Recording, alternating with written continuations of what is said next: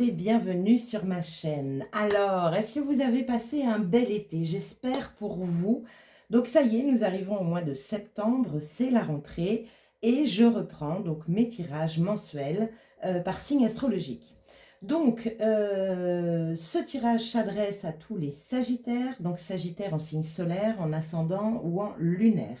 Donc n'hésitez pas évidemment à aller revoir, moi je me suis amusée à faire ça la dernière fois, à aller revoir la guidance au trimestre juillet, août et septembre. Vous avez déjà un aperçu de vos énergies au mois de septembre. Parce que ça va vous permettre, en tout cas pour ceux qui ont traversé un été un peu chahutant, peut-être de prendre du recul et de comprendre certaines choses. Donc n'hésitez pas, c'est dans la playlist guidance au trimestre. Je ferai également de toute façon la guidance au trimestre octobre, novembre, décembre, donc guidance de fin d'année 2024 pour vous accompagner au mieux, je l'espère. Bon, allez, on y va. Donc pas mal de cartes.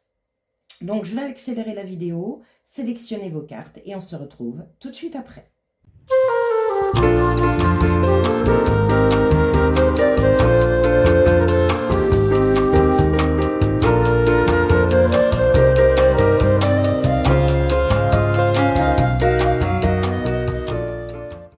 Bien, me revoici, chers Sagittaires, donc pour cette période du mois de septembre 2024. Donc restez jusqu'à la fin puisque en dernier, je tirerai une petite carte du nouvel oracle, enfin d'un nouvel oracle que je me suis acheté. Il n'est pas nouveau, il ne vient pas de sortir.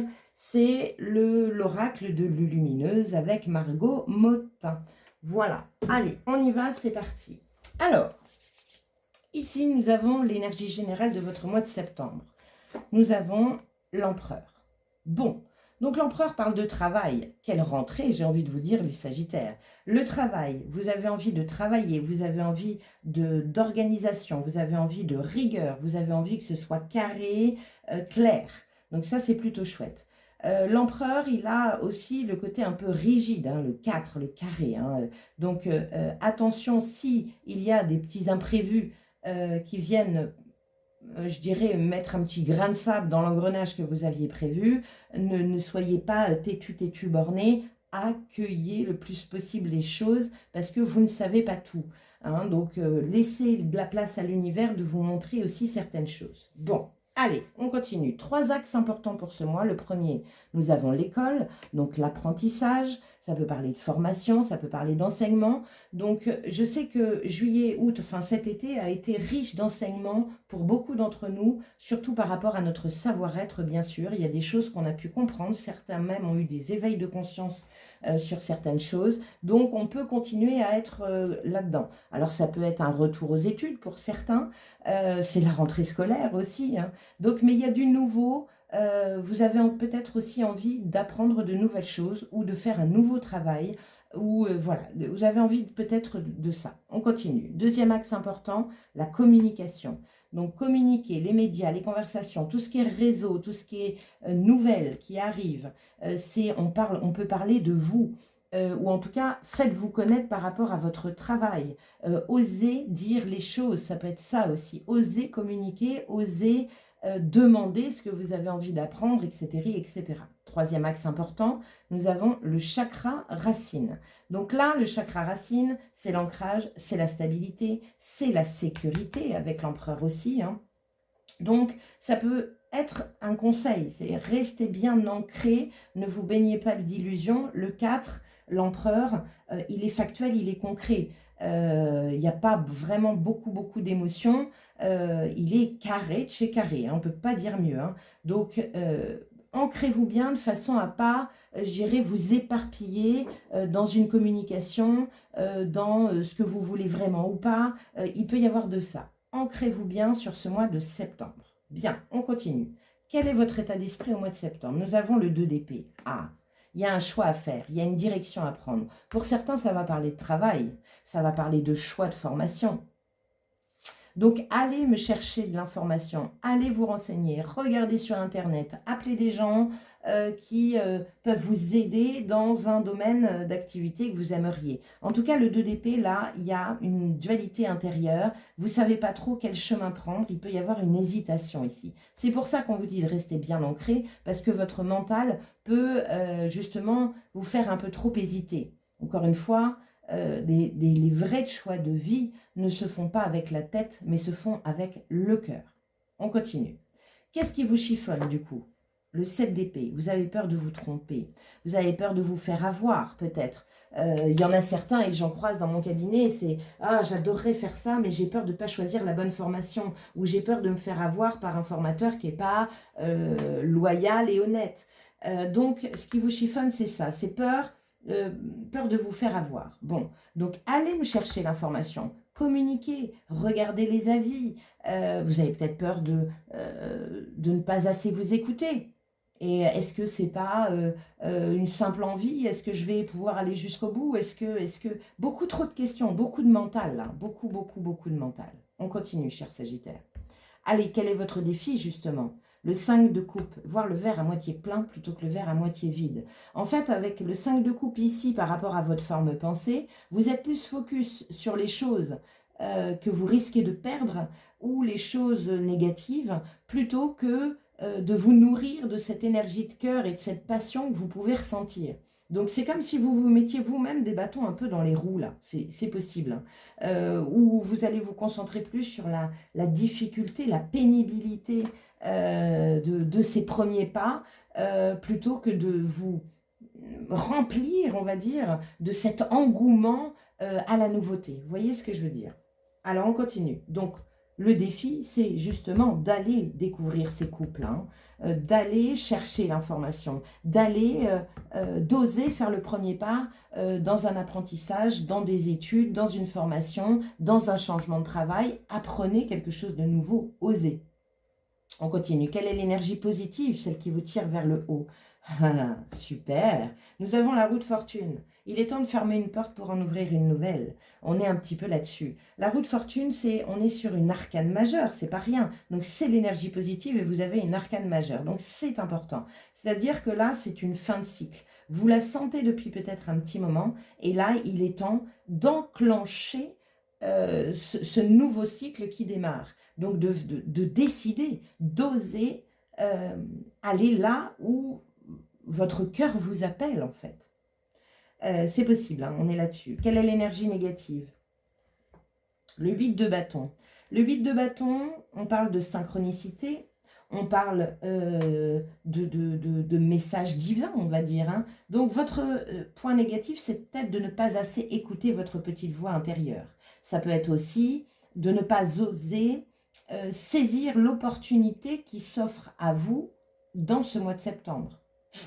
Donc, il faut la saisir. Avec une roue de fortune en positif, là, on vous dit clairement, saisis-la, ça va te permettre de fermer une porte pour passer à autre chose. Arrête d'être dans cette énergie un petit peu de tendre le dos, parce qu'on est là-dessus. Le 5 de coupe, clairement, on est un petit peu sur le fameux proverbe, l'adage que je n'aime pas du tout, qui vous dit on sait ce qu'on perd, on ne sait pas ce qu'on gagne. Oser prendre le risque. C'est ça la vie aussi, hein. C'est prendre des risques. C'est important. Alors, avec un empereur, les risques sont quand même, je dirais, je ne vais pas donner un pourcentage, mais il y a certains risques qui sont quand même calculés. C'est pour ça qu'on vous dit, allez me chercher l'information. Aujourd'hui, nous avons la chance d'avoir une source d'information incroyable qui est Internet. Il y a des blogs, il y a tellement, tellement de choses que vous êtes tout à fait en capacité d'aller me chercher l'information qui vous fait penser que vous pouvez perdre, qui vous fait penser que vous pouvez vous tromper. Voilà, allez me creuser un peu plus le sujet. C'est possible. C'est possible. Parce que là, il peut y avoir de l'illusion mentale qui vous fait croire que vous n'allez pas y arriver, que ça va être un échec, que vous allez perdre de l'argent, que je ne sais quoi. Donc, ancrez-vous bien, encore une fois. Allez, comment vous finissez ce mois de septembre? Reine de denier. Bien. Bon, bah là, on est ancré, clairement. La reine de denier, on est vraiment... Il y a un côté très factuel, très concret. C'est la matière, c'est l'abondance, c'est la préparation de projet, c'est prendre soin de détails. Mais la reine de denier, elle ne se perd pas dans un mental qui va l'emmener dans des suppositions et des et si et des oui mais. Elle est concrète, elle est factuelle. Elle se fie, c'est un peu saint Thomas hein, qui croit en ce qu'il voit. Donc, on est là-dessus. Donc, je pense que plus on avance dans le mois de septembre et plus vous allez être sûr des choses. Et en plus, alors, la reine de denier parle d'instant présent, hein, donc voilà. Donc, pas trop d'anticipation, pas trop de projection, surtout avec un mental qui doute, ça ne sert à rien. Et avec un défi de verre à moitié vide, remettez-vous dans une énergie positive pour pouvoir justement aller là-dedans. Et ce qui vous fait le plus peur, c'est vos projections futures, puisqu'il vous manque des éléments. Donc, allez me chercher vos éléments de façon à pouvoir être bien plus stable, en sécurité intérieure, dans l'instant présent. L'autre chose que je voulais vous dire aussi avec la reine de denier, c'est le denier, c'est la valeur de qui vous êtes. Donc plus vous avancez, et j'ai la sensation que plus vous allez être sûr de vous, et que vous allez vous donner les moyens d'aboutir à peut-être une nouveauté, un apprentissage, etc. Bon, quel est votre deck ? Oh, regardez-moi ça les Sagittaires. C'est le soleil, la positive attitude, la mise en lumière peut-être de nouvelles compétences, la mise en lumière d'une belle idée, la mise en lumière d'un coup, vous vous dites, bon, allez, je me lance, c'est ça. Vous voyez, c'est clair. Le soleil, c'est ça. Donc, c'est plutôt chouette. Le soleil en négatif, on parle d'ego. Ici, c'est peut-être votre ego qui vous fait mal, un ego sous-dimensionné, un ego un peu auto-saboteur. Bon, en tout cas, le soleil, c'est génial parce que c'est la plus belle carte du tarot. C'est celle qui vous dit un grand oui. Donc, pas trop d'hésitation, les amis. Pas trop. Allez-y. Vous allez y arriver. Allez, on continue. Quelle est la situation que le Tao veut mettre en lumière pour vous sur ce mois de septembre? Nous avons augmente. La situation, augmentation soudaine des tensions et des possibilités. La profusion est source de confusion, ce qui était secondaire devient primordial. Le conseil, réorganise tes priorités, corrige tes erreurs, adapte-toi à la nouvelle donne et prends des initiatives. Vous avez vu un petit peu l'énergie qu'il y a dans cette carte? On est dans une énergie de ose. Passe en priorité ce que tu as dans ton cœur pour le mettre dans la matière. Donc c'est ça, il y a de la réorganisation. Attention à ne pas trop se disperser. Et pour certains, j'ai autre chose à dire qui me vient. C'est par rapport à la carte de la communication. C'est un peu comme si... ça ne va pas parler à tout le monde, mais c'est un peu comme si je sentais qu'il y avait une diffusion d'informations, tout venant, ça va à tout va. Du coup, les gens à qui vous parlez de votre projet, ils sentent que c'est encore brouillon, que vous n'êtes pas prêt.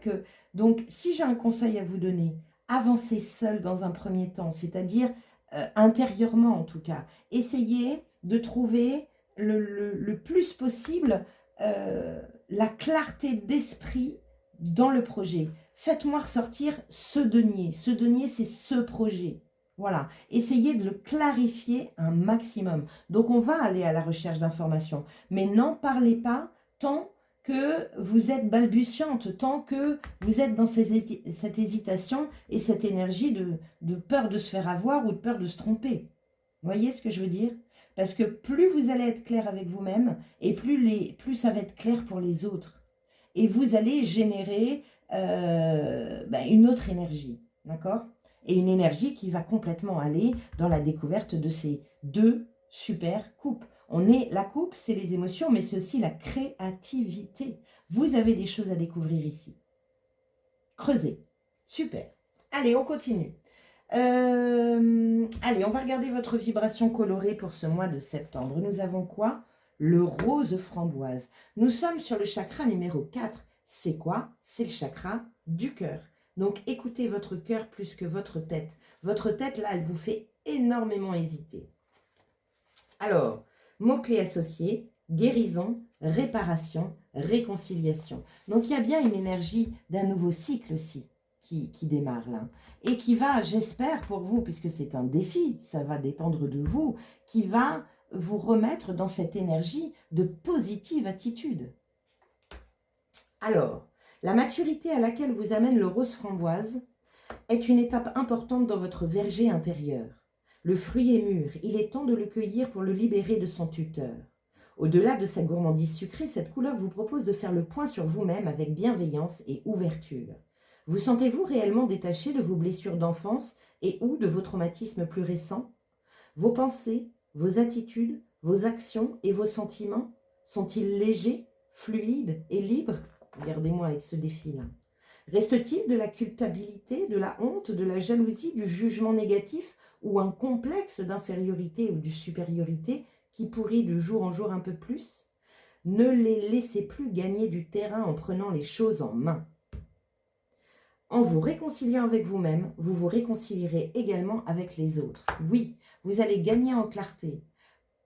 Vous savez, souvent, il y a des gens qui me disent « Oui, mais bon, je ne suis pas aimé dans mon extérieur. » Ben oui, mais si vous n'êtes pas aimé à l'extérieur ou si vous êtes jugé à l'extérieur, c'est que vous-même, intérieurement, vous vous jugez.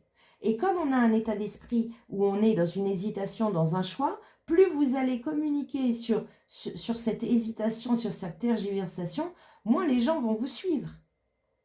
Parce que vous n'êtes pas stable. Et c'est là où le 4, l'empereur, vous demande, et le chakra racine, vous demande de vous stabiliser intérieurement, de prendre une voie et d'aller me chercher les informations pour pouvoir oser la mettre dans la matière. Force, penser ses blessures personnelles, se libérer des complexes et se pardonner. Défi, erreur de jugement, déni et blessure ouverte. Votre mantra, je suis le désir de vérité, de bonté et d'amour de mon cœur. Et Tecumseh, c'est un chef amérindien, la paix n'arrive jamais par surprise, elle ne tombe pas du ciel comme la pluie, elle vient à ceux qui la préparent. Il y a de la préparation pour quelque chose de nouveau pour ce mois de septembre, parce qu'il peut y avoir une opportunité qui arrive. Écoutez cette petite voix intérieure qui vous pousse à oser, à sortir de votre zone de confort, à fermer une porte pour en ouvrir une nouvelle. Bon, très bien. Allez, on continue. Quelle est l'action qui vous est conseillée de mettre en place sur ce mois de septembre pour vous? Ben voilà, osez.